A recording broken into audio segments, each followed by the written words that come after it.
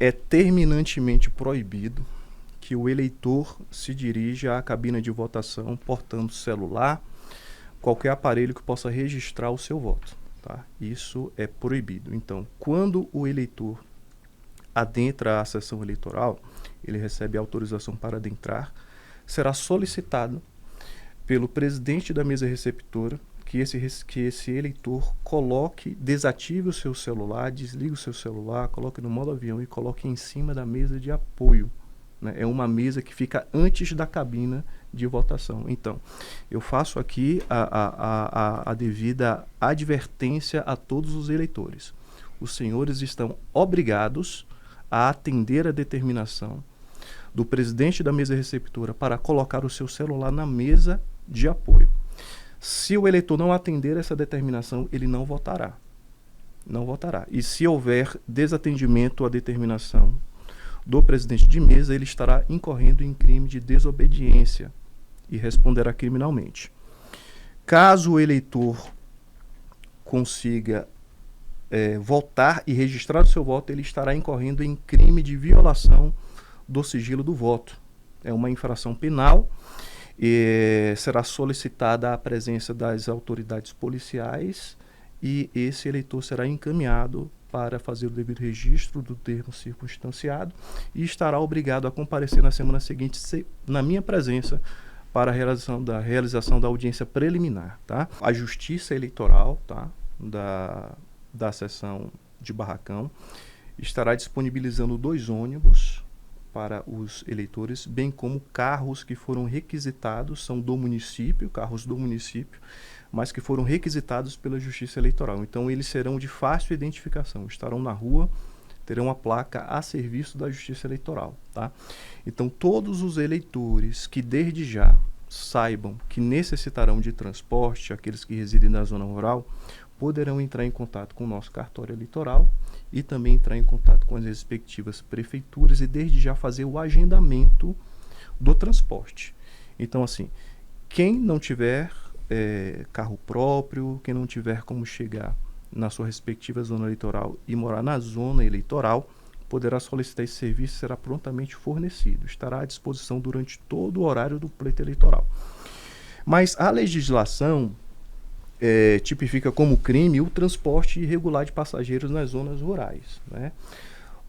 A intenção do legislador aqui é proibir que candidatos ou pessoas ligadas a partidos, né, façam o transporte das pessoas com a intenção de obtenção do voto dessas pessoas. Tá?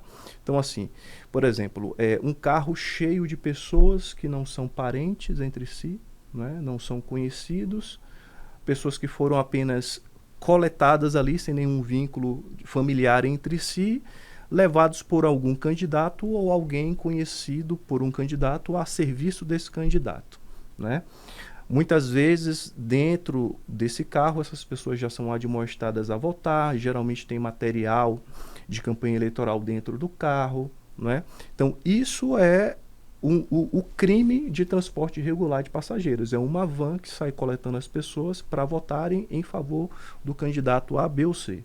Isso é transporte irregular de passageiros. Não configuraria essa figura típica, esse crime, por exemplo, parentes, né, compadres, comadres ali da mesma casa, ou vizinhos, né, que por um acaso queiram ir votar juntos utilizando o mesmo carro. Mas o que se proíbe, o que se pune com uma pena mínima de reclusão de 4 anos é que um candidato ou alguém em favor de um candidato colete pessoas e transporte essas pessoas para que essas pessoas votem em favor desse candidato. Tá? Então, só salientando uma vez mais, então, quem tiver necessidade de transporte para votar, entre em contato com o cartório eleitoral e com as prefeituras, agende o horário que você quer votar e você será levado normalmente ao local de votação. O crime de boca de urna, em suma, é toda a estratégia de convencimento do eleitor que esteja se dirigindo à sessão eleitoral. Isso não pode haver de forma alguma. Se isso acontecer, essa pessoa será autuada, ela será levada até a delegacia, é uma infração de menor potencial ofensivo, e ela já sairá intimada para comparecer na audiência preliminar perante a minha presença e do Ministério Público. Cláudio, o que é importante também frisar aqui é que no dia das eleições haverá uma presença ostensiva das forças policiais, tá? Nós fizemos uma reunião anteontem com a Polícia Militar, a Polícia Civil, a Polícia Federal, no sentido de que nós estamos trabalhando coordenadamente, justamente para atuar preventivamente em relação ao crime de transporte irregular, ao crime de corrupção passiva e ativa eleitoral, que a gente ainda vai comentar, e em relação ao crime de boca de urna, certo? As forças policiais estarão de olho, estarão atuando preventivamente.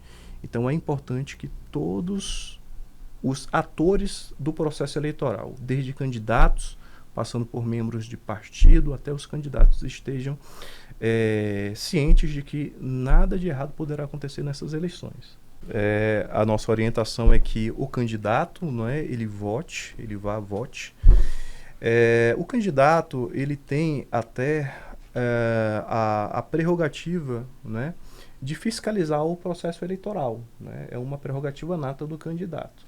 Contudo, já existem os fiscais de partido, e o risco de o candidato permanecer na sessão eleitoral é que a presença dele possa influenciar também no voto. Então, como eu disse anteriormente, o dia do pleito não é mais o momento e a ocasião para se buscar o convencimento do eleitor. Então, a presença do candidato na sessão eleitoral, na verdade, a permanência dele após o voto na sessão eleitoral, pode provocar alguns percalços. Então, não é conveniente, de maneira alguma, que o candidato permaneça na sessão eleitoral. Candidato, vai lá de manhã, vota normalmente, volta para casa, fica aguardando o resultado da apuração. Cláudio, em relação a, mais uma vez, essa questão das forças policiais, nós atuaremos de forma inteligente e articulada, utilizaremos até todos os sistemas de câmeras que possam captar imagens nas proximidades das sessões eleitorais, justamente para não haver essa questão do derramamento desses santinhos, tá? Então, em relação também à questão prisional, a gente sabe que no período eleitoral não pode haver prisão decorrente de ordem, prisão preventiva, não pode haver. Mas pode haver prisão em flagrante, A prisão em flagrante ainda continua sendo. Então, assim, um crime eleitoral, o sujeito é flagrado praticando um crime eleitoral, ele poderá ser preso em flagrante. E uma das grandes novidades desse processo eleitoral é hoje a presença do juiz eleitoral de garantias.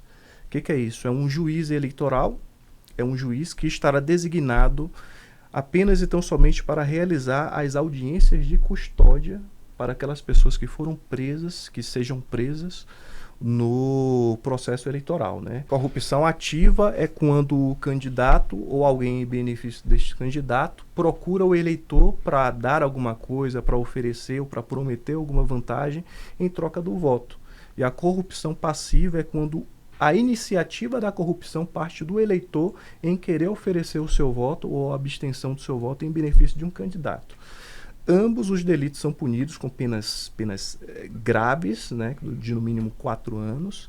Então, aí é um caso de prisão em flagrante, tá? É um caso de prisão em flagrante. Quem for pego em flagrante tentando comprar voto ou vender voto será preso em flagrante, E as forças policiais já estão devidamente orientadas nesse sentido. Nós teremos o apoio tático da Polícia Federal de Cascavel, em articulação com a Polícia Federal de Dionísio Cerqueira, Temos aqui o delegado Tiago, tem um delegado também do núcleo de Cascavel, todos eles estão articulados e conversando, então assim haverá um forte aparato policial preventivo nesse dia.